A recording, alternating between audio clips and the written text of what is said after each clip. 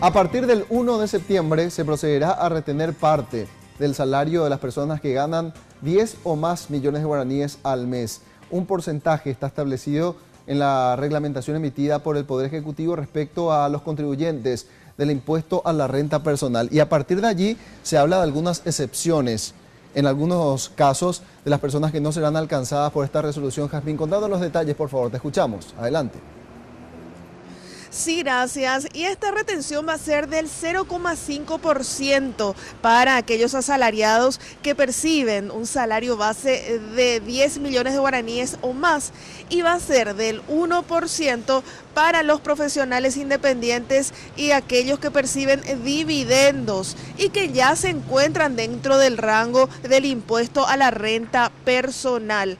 Esta retención en realidad lo que va a hacer es que cada persona ya vaya abonando de alguna forma, se le vaya descontando este 0,5% o este 1% al mes, y en el mes de marzo del próximo año, cuando se realiza el corte del IRP 2017, se verá si es que tiene este crédito a su favor o si es que debe percibir alguna suma por encima. En el caso de que le sobre crédito, entre comillas, entonces se realizará la devolución correspondiente. Esto es lo que nos decían al respecto en la Subsecretaría de Estado de Tributación.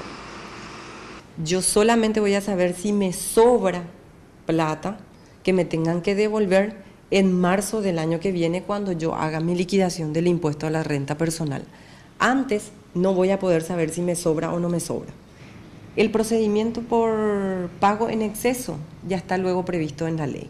O sea, independientemente sea cual sea el impuesto, el procedimiento de devolución de créditos ya está previsto en la ley.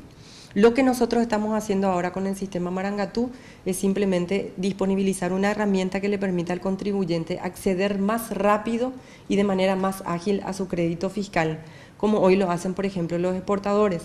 A los exportadores nosotros hoy le estamos devolviendo en un máximo de 24 horas.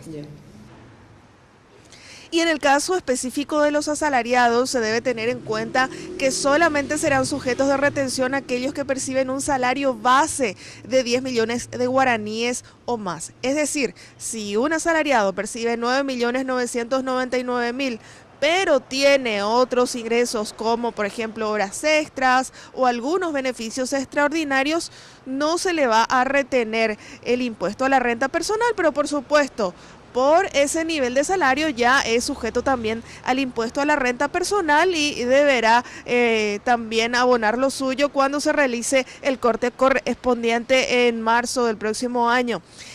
Ahora, ¿quiénes son los agentes que van a retener el IVA? Esto también nos explicaban en la Subsecretaría de Tributación. Son todas las empresas y los organismos públicos, las sociedades en general, sociedad anónima, sociedad de responsabilidad limitada.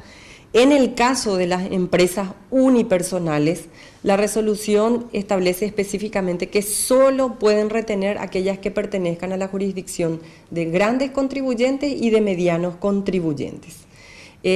Para ese fin también la Administración Tributaria, mediante la resolución, establece de que los grandes y los medianos contribuyentes deberán tener un cartel que los identifique como tales en cada uno de sus lugares, en sus establecimientos comerciales y en los lugares en donde efectúan un pago.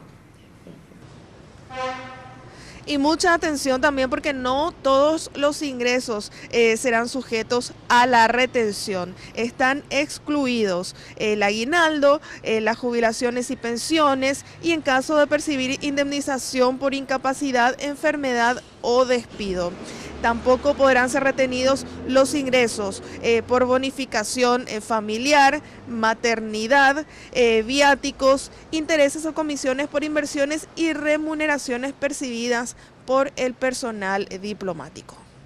Muy bien, muchas gracias, Jazmín. Completo reporte, la respuesta entonces de las autoridades de la Subsecretaría de Estado de Tributación sobre esta retención que ha generado polémica. Incluso algunos sectores hablan de que esta resolución puede ser atacada de inconstitucional si es que así lo considera el contribuyente.